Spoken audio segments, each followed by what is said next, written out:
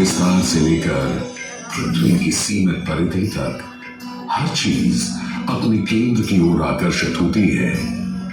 इस पृथ्वी पर एक ऐसा केंद्र है जो न केवल मानवता की आस्था और भावनाओं को बल्कि उनकी आत्मा की गहराइयों को भी अपनी ओर खींचता है।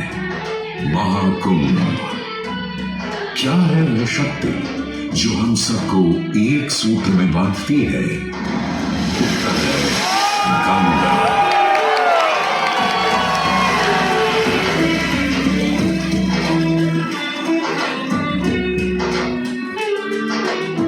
किंतु गंगा क्यों? क्योंकि गंगा कोई नदी नहीं है, आस्था की अविरल तरल धारा है गंगा। विश्वासों की वाहिनी, संस्कृतियों की सरिता है गंगा। और इस स्थान पर, इस प्रयागों के राज में श्वेत रंगा गंगा का संगम होता है अपनी दो बहनों श्यामल वर्ण यमुना और अदृश्य सरस्वती से। और इस त्रिवेणी संगम के कारण ही यह जगह इतनी महत्वपूर्ण हो जाती है। गंगा के उद्गम के बारे में जो पौराणिक कथा प्रचलित है वो बड़ी ही रोचक और मनमोहक है। तो आइए क्यों ना आज हम आपको गंगा अवतरण की कहानी सुनाएं, दिखाएं। दानी था राजा बलि पर करता था दम, पूरी पृथ्वी पर फैला था उसका ही आतंक। उसके आतंक को रोकने विष्णु ने धरा एक रूप, 52 अंगुल का बौना बनकर पहुंचे जहां था भूत। सारे दरबारी बौने ब्राह्मण पर हंसे, पर बाली ने जब उसे दान मांगने को कहा तो उसने कुटिया बनाने को केवल 3 पग भूमि मांगी। पर जब बौने ब्राह्मण ने भूमि नापनी शुरू की तो जैसे भूचाल किया गया। वामन ने पहले पग में पूरी धरती नाप ली और अगले कदम से स्वर्ग।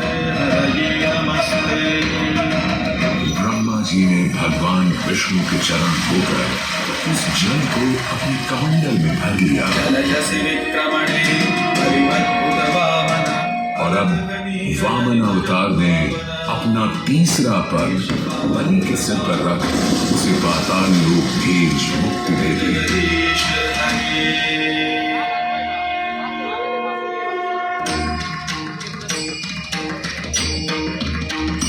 अब स्वर्ग लोक में भगवान ब्रह्मा जी ने जब चरणामृत में हाथ डाला तो वहीं से निकल आई चंचल निर्मल धवल गंगा जी। पवित्रा किंतु चंचला, आज से तू मेरी पुत्री और नाम तेरा गंगा।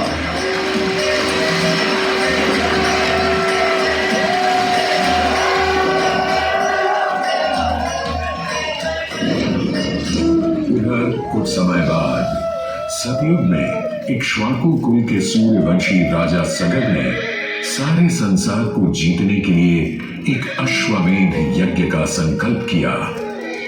सुने सुने सुने, सब सुने, यह चिन्हित पूजित धवल अश्व जहां भी जाएगा वो भूमि राजा सगर की मानी जाएगी। यदि किसी ने इस अश्व को रोका या पकड़ा तो उसे सगर के 60,001 पुत्रों और उनकी लक्षाधिक सेना का सामना करना पड़ेगा। सुने सुने सगर का अश्व अजेय अपराजेय बढ़ता जा रहा था और स्वयं लोक में बढ़ती जा रही थी। देवेंद्र इंद्र की दुविधा डरकर वो अश्व को रोकने की युक्ति लगाने लगे। इंद्र ने राजा सगर के उस घोड़े को चुरा लिया और छल से महर्षि कपिल के आश्रम में बांध दिया। घोड़े को खोजते हुए राजा सगर के 60,000 पुत्र महर्षि कपिल के आश्रम में पहुंचे। वहां घोड़े को बंधा हुआ देख क्रोधित पुत्रों ने कपिल मुनि को घोड़ा चोर समझा और उन्हें अपशब्द कहने लगे। वाचाल कुमारों, यदि कपिल ऋषि ने खोली आंख तो तपस की योगाग्नि से जलकर तुम सब हो जाओगे राख।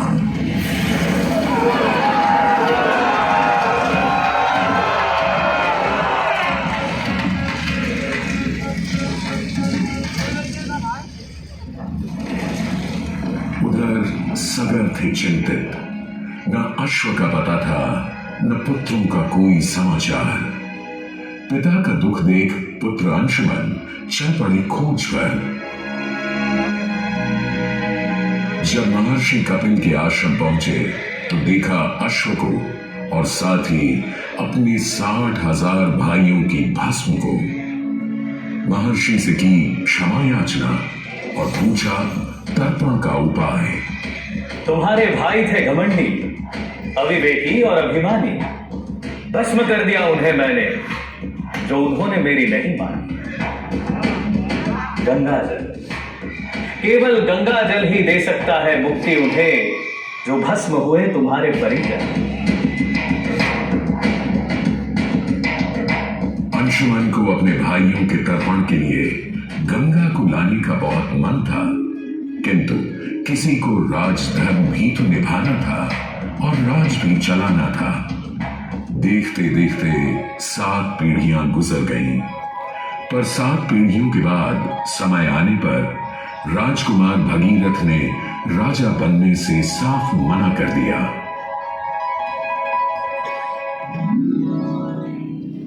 क्षमा कीजिए, क्या ये आवश्यक है कि राजा का बेटा ही राजा बने? मैं पहले तपस्या करूं और फिर ब्रह्मा से गंगा को मांग कर पृथ्वी पर ले आऊं और फिर उनके पावन पवित्र जल से अपने 60,000 पूर्वजों का तर्पण करूं।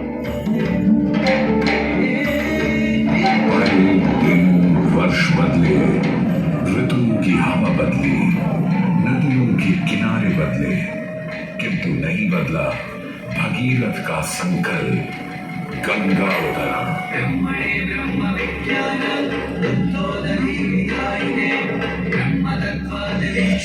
पुत्र भगीरथ, हम तुम्हारे तप से प्रसन्न हैं। बताओ क्या आशीर्वाद चाहिए?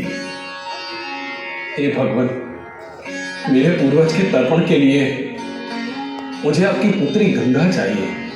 तथास्तु, किंतु यदि गंगा स्वर्ग से सीधे धरती पर गिरी तो पृथ्वी को चीरते हुए गंगा सीधे पाताल में पहुंच जाएगी। इसलिए तुम भगवान शिव शंकर को मनाओ ताकि गंगा जब स्वर्ग से नीचे उतरे तो वो उसे अपनी जटा में थाम ले। अब भगीरथ ने एक अंगूठे पर खड़े होकर भगवान शंकर को मनाने के लिए शिव शंकर का जाप शुरू कर दिया। जय मन भावन, जय पतित पावन, शोक विशावन शिव शंभो, विपद विहारम अनम उदाहरण सत्य सनातन शिव शंभो, सहज वचन हर जल जन वर धवल भरण। कोई भी वर मांग लो आज। हे प्रभु, जब गंगा स्वर्ग से धरती पर गिरे तब आप बीच में उन्हें अपनी जटाओं में साध ले, नहीं तो पूरी पृथ्वी नष्ट हो जाएगी। बस इतनी सी बात? ठीक है, ब्रह्मदेव से कहो शिव तैयार है, आने दो गंगा को, आने दो।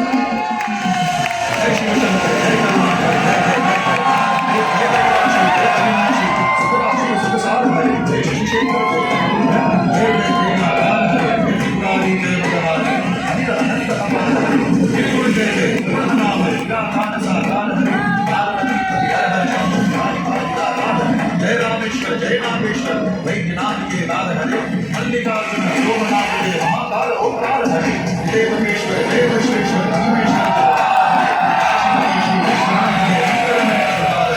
नीलकंठ के भूतनाथ के मृत्युंजय अधिकार हरे।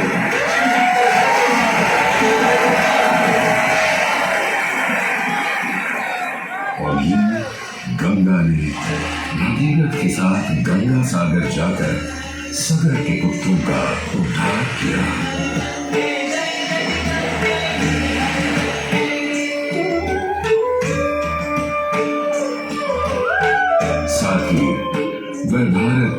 सबसे महत्वपूर्ण नदी बन गई, जिसका भारत के जीवन में धार्मिक, आर्थिक, सामाजिक, ऐतिहासिक अभिदान अनंत है।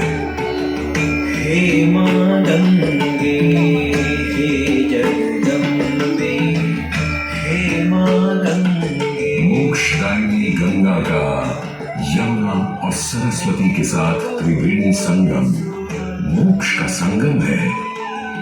प्रत्येक 12 वर्षों में यह महाकुंभ का स्नान करता है सर्व सिद्धि प्रदान और देता है मोक्ष का वरदान।